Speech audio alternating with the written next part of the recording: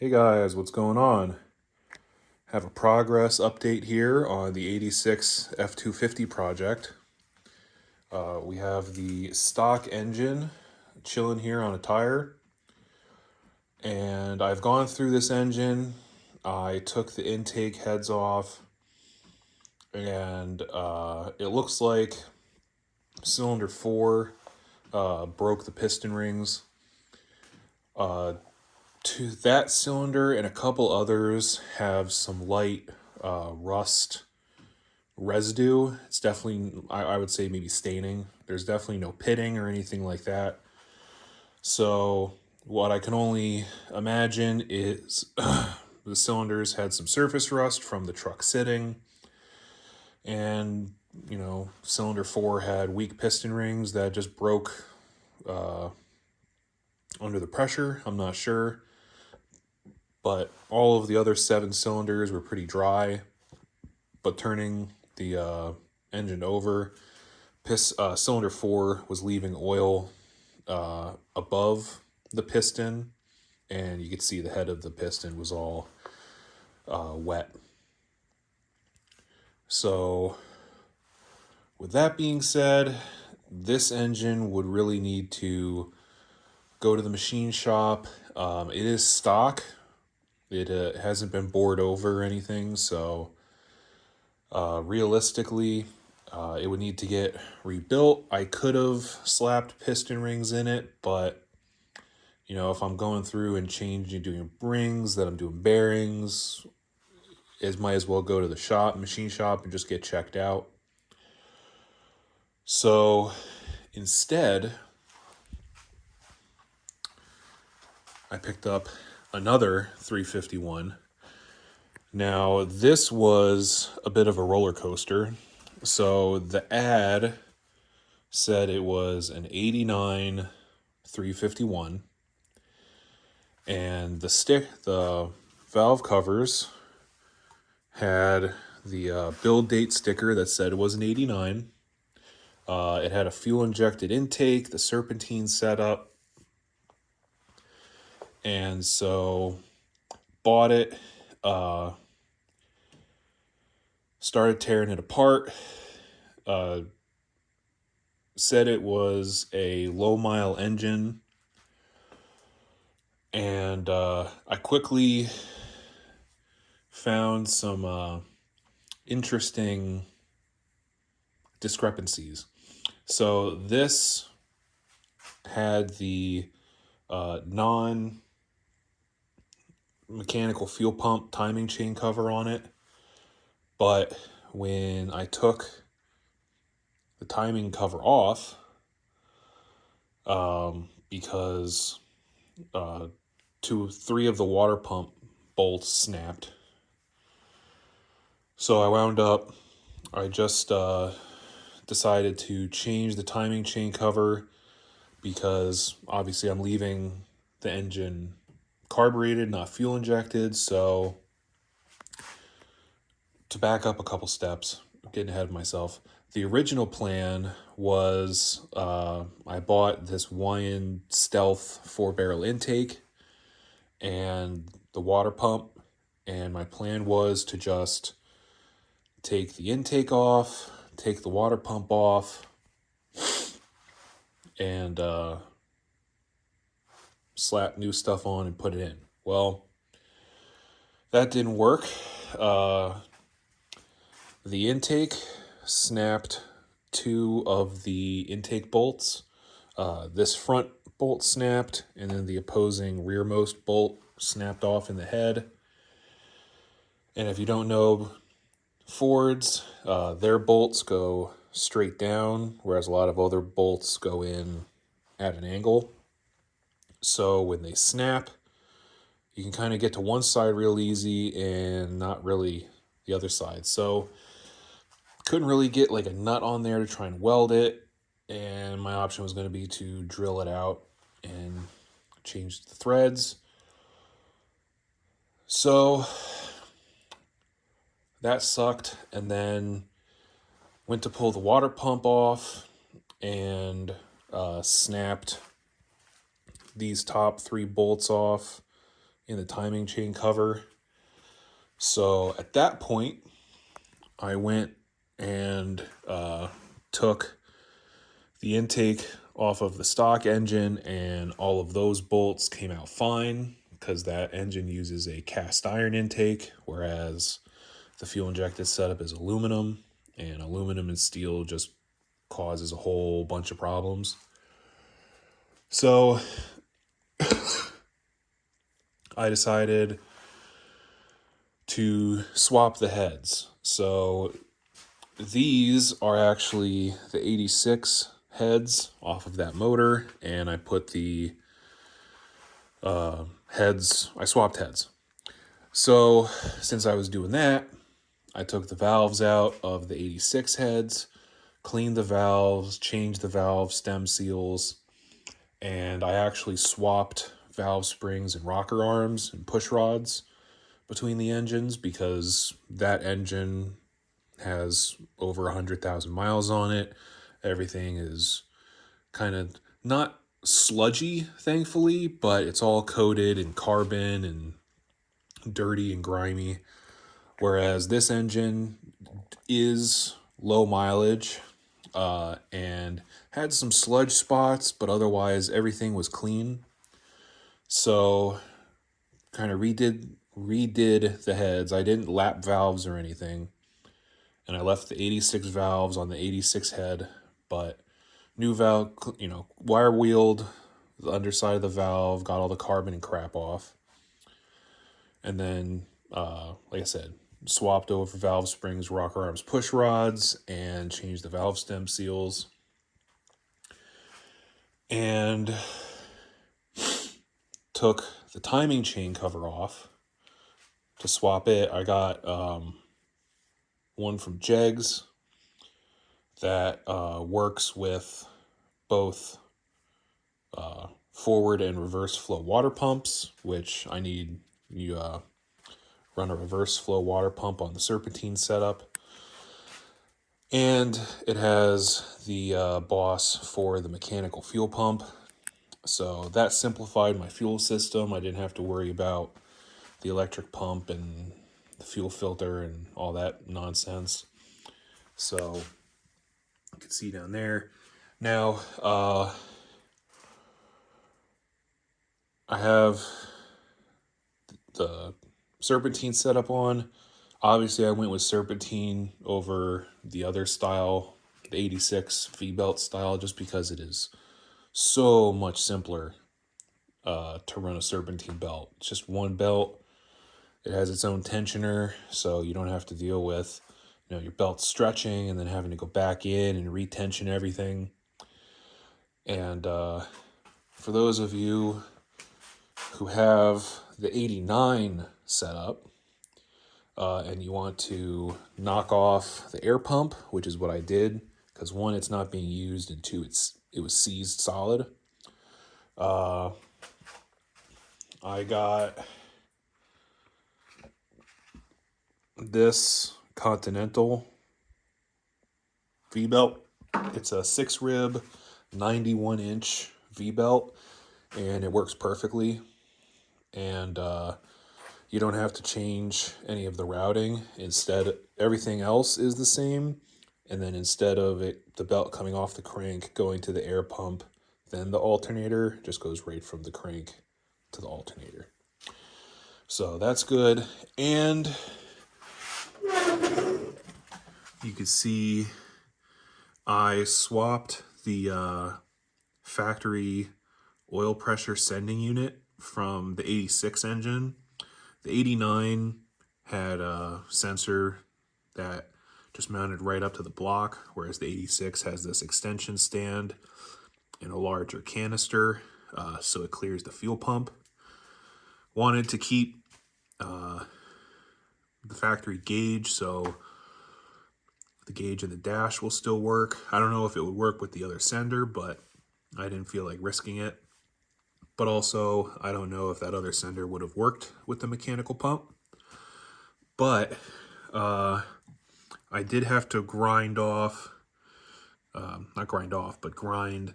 one of these casting nubs down a little bit. but otherwise the serpentine bracket here clears the sending unit as long as you have this kind of turned pretty much as far as you can to the block, and it clears the fuel pump just fine. So getting the wire on there might be a little interesting. I'll probably have to see how it works, but it'll have to plug in here and run out this way.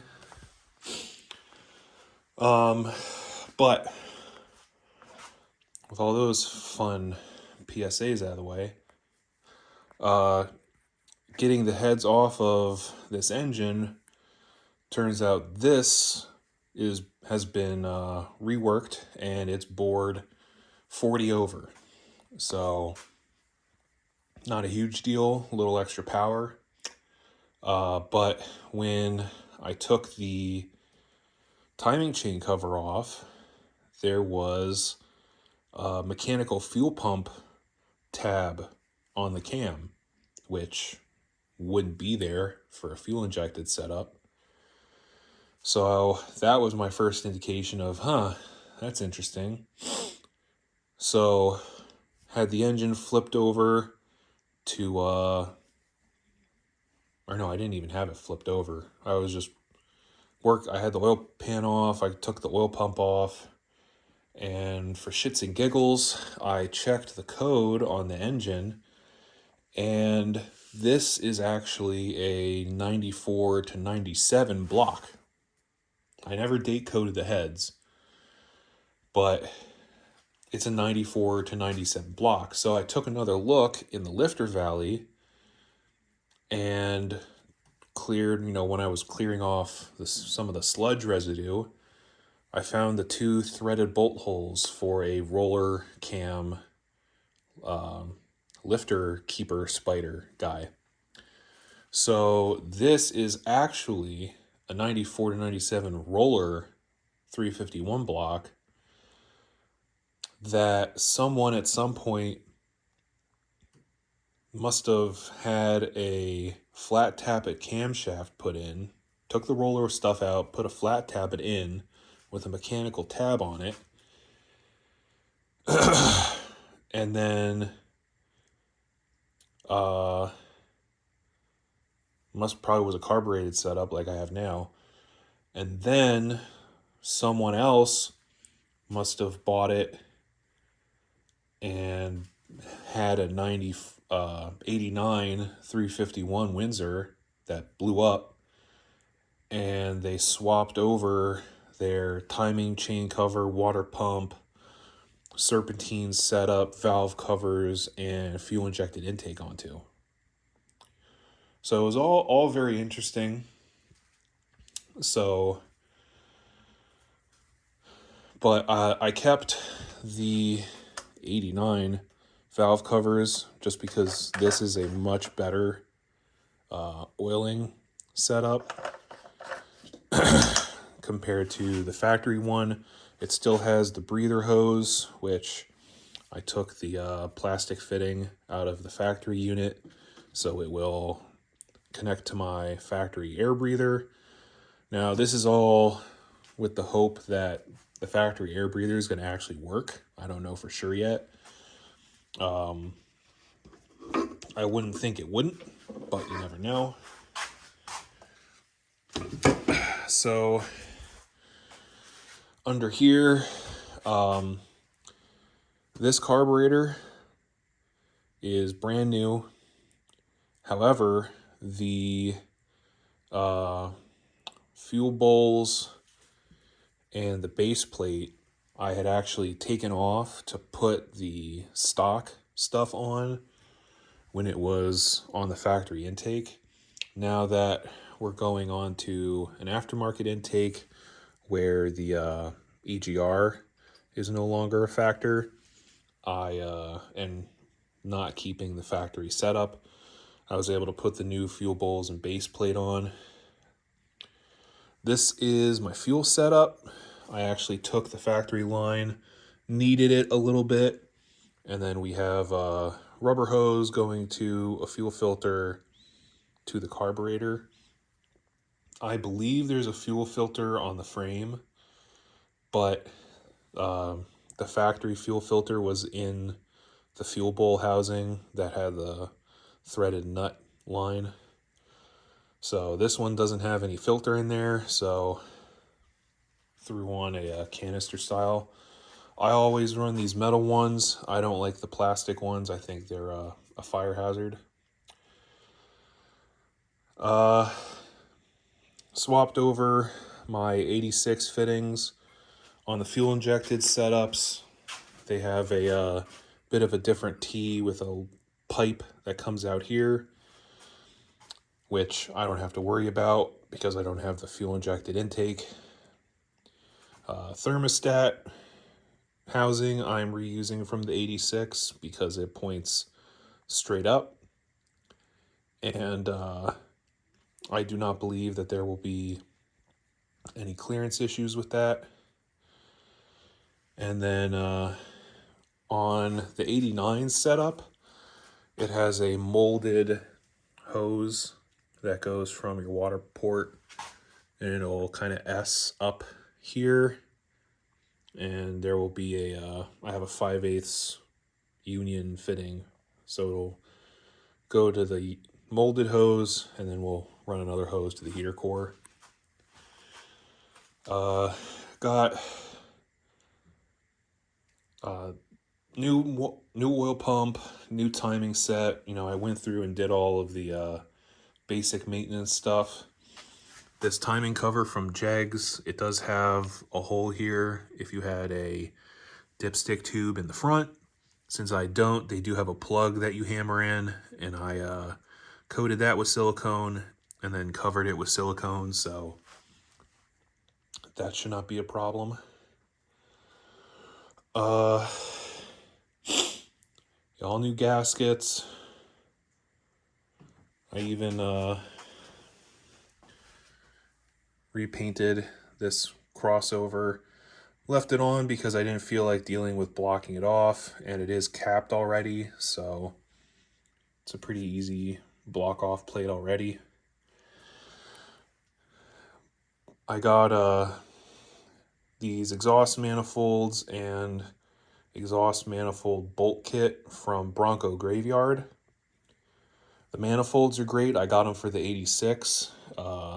The manifolds that are on here, whether they're for an 89 or a 94 to 97, they did have a different flange orientation. I think especially the passenger side, instead of going down like this, it kind of went more straight down. And not exactly sure. I think for the time being, I'm going to try and hook it back up to the exhaust that's on the truck right now. So I went with the factory style manifolds.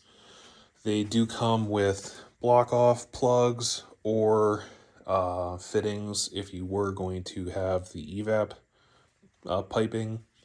I went with the block off plugs, just put some exhaust RTV on there and ran them all in.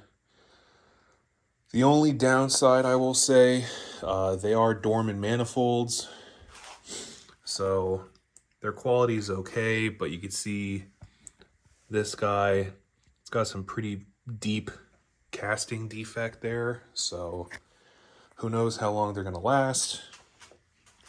But I think that's the only major issue, really. And then my bolt kit, Bronco Graveyard, I think they make them themselves, and my kit, it's one bag per manifold, and each bag had messed up studs in it. It looks like they were cut short when they should have been long to fit the thick part. So I did have to scrounge a couple bolts and some washers for spacing. But other than that, not a big deal. Just if you get that kit from Bronco Graveyard, be prepared. New power steering pump, because the old one that came with this serpentine kit's junk, and I'm not gonna, I can't use the other one. Oil pan has been repainted. Motor mounts are changed, and I've found I've been a Chevy guy my whole life, and there are so many more weird differences with these Ford engines that I've found that just seem like they make no sense. Like, they have 3 different dipstick positions. You could have one in the timing cover. The 86 had a screw-in one in the side of the oil pan. This one has a Chevy style hole in the block. And then the 86 style goes on the outside of the manifold. The 89 and up, I would say, manifold, the tube actually goes behind the exhaust manifold. There's like 7 different timing chain covers I discovered. So just a bunch of weird, inconsistent stuff. And one of those inconsistencies is motor mounts. So I don't have them out here now, but I bought a set of new motor mounts for an 86. They didn't fit this engine. The metal was slightly different, so it was hitting the block before the bolts could start. And they didn't have this metal layer. It was all rubber. The style for a 94 and up has this metal layer. They're formed a little bit different, and they fit perfect. But luckily the studs seem to be in the same spot, so it should work. Another thing, if you are not running an oil cooler or want to delete your oil cooler, Wix 51515, I found out that 51372, which is a shorter oil filter, those are for if you are running a factory oil cooler setup. They don't interchange because the oil cooler has a bigger post with threads on it for the oil filter, whereas if you take it off, the one on the block is a smaller diameter. So that one is actually from that engine. I had just done an oil change not even a couple 100 miles before that engine went postal, and since it did, the oil isn't full of metal, I just took that oil filter off, let it drain, and then threw it back on.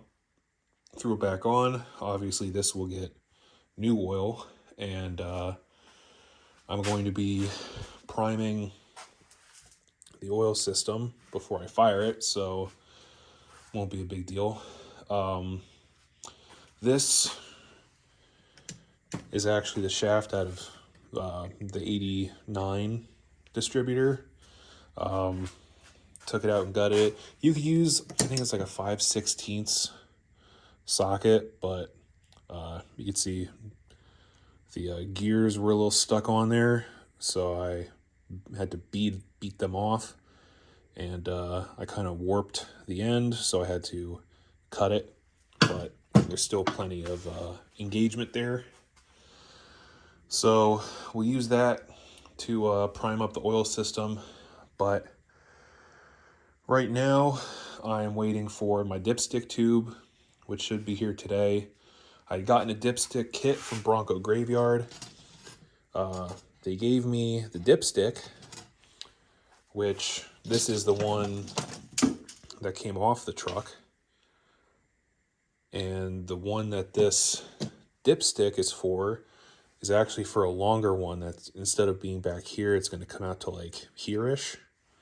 So that's fine, but they did not give me the right dipstick. The dipstick tube they gave me was actually for my 86 engine with the oil pan entry.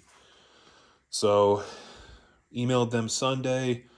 Monday, they said, we apologize. We're sending you out a new one, and it should be here today. So that's pretty sweet. The paint on the engine's just black paint. I don't really care. This isn't a show vehicle. I figured we're doing all this work, we can make it look nice, but I didn't, get all super crazy. Spark plugs in it are fine. I didn't take them out. I didn't cover them. I spray painted them and then just cleaned off the electrodes. It'll be fine. So,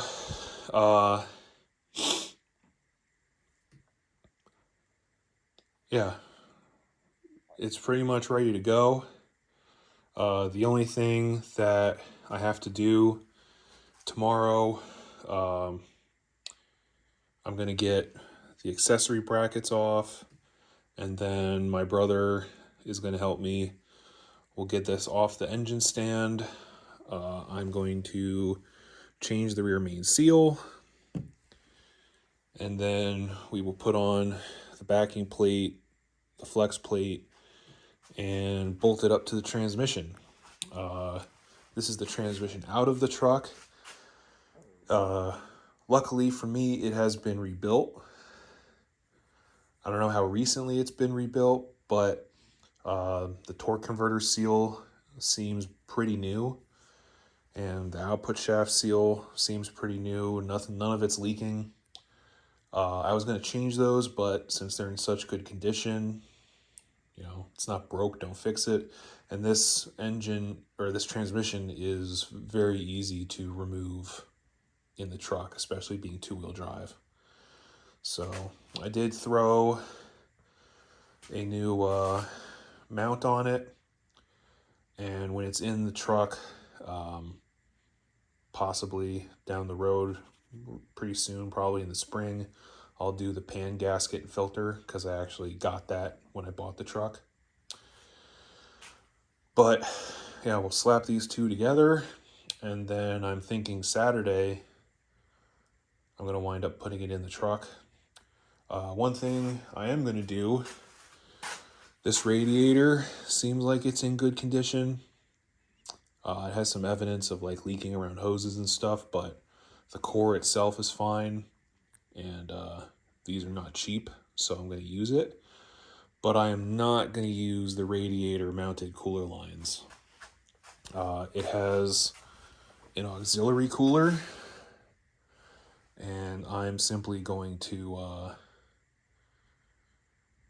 run rubber hose from those lines to there and bypass the radiator. The only thing that the radiator cooler lines do is keep the transmission fluid at or slightly below your coolant temperature. So bypassing that, and it does help the transmission warm up faster, but warm transmission fluid isn't necessarily good. So I'm just going to run it through that.